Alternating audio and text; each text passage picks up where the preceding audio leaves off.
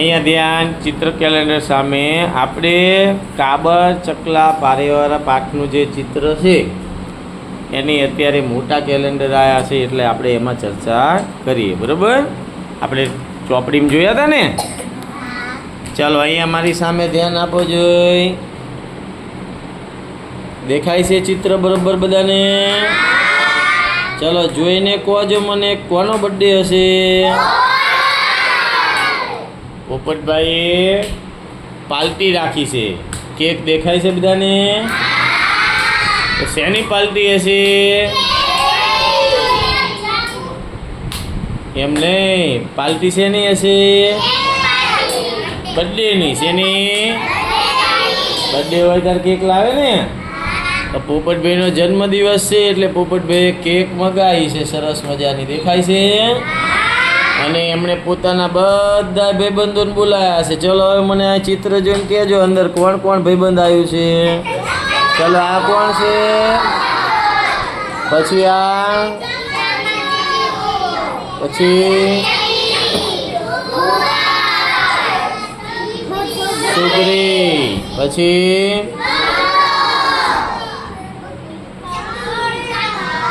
બોલો બોલો કાગડો,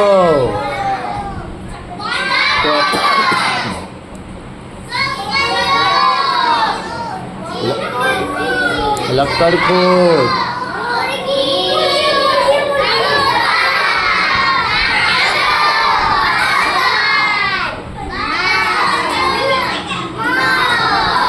ચલો ચિત્ર બરાબર જોયું બધાએ? મિત્તલ ચિત્રમાં શેના શેના તોરણ બનાવ્યા છે જોવો જોઈ. ફુગ્ગાનું તોરણ બનાવીને બાંધ્યું છે. દેખાય છે?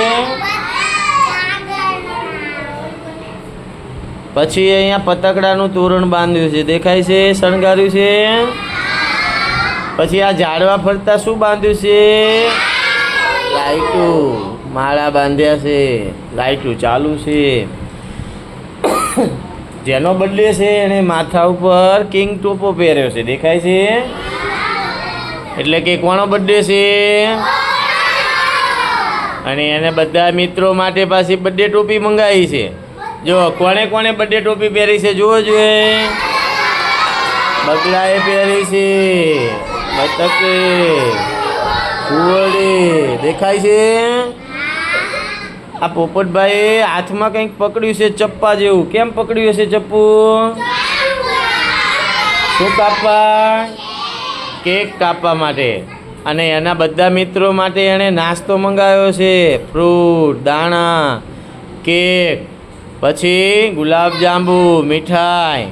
અને બધા ભાઈબંધ પાછા પોપટભાઈ આડે જુઓ 1 2 3 કેટલી ગિફ્ટો લાવ્યા છે. તો તમે બધા બર્થડે પાર્ટીમાં ગયા છો?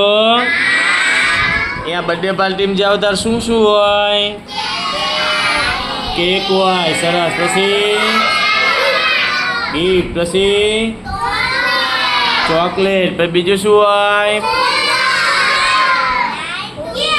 કેક હોય સરસ. ચલો હવે બધાય જોરથી ફૂંક મારો. આપણે આ મીણબત્તીને ઉલવવાની છે. મારો ફૂંક, મારો જોરથી ફૂંક. મારો હજી ઓલવાની નથી. સરસ. ચાલો હવે પોપટભાઈ કેક કાપે છે. આપણે હેપી બર્થડે વિશ કરો.